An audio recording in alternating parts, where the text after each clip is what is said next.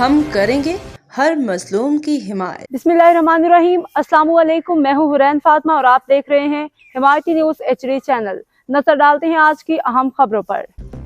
पंजाब हुकूमत का आबी गुजरगाहों पे कायम गैर कानूनी तामीरात के खिलाफ बड़ा इकदाम।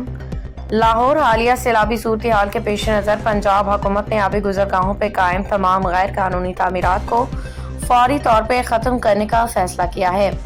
चीफ सेक्रेटरी पंजाब ज़ैद अख्तर ज़मान ने निजी टीवी चैनल से गुफ्तगू में कहा कि दरियाओं, नदी नालों और दीगर कुदरती आबी रास्तों पे गैर कानूनी तामीरात सैलाब की शिद्दत में इजाफे का बायस बनती हैं।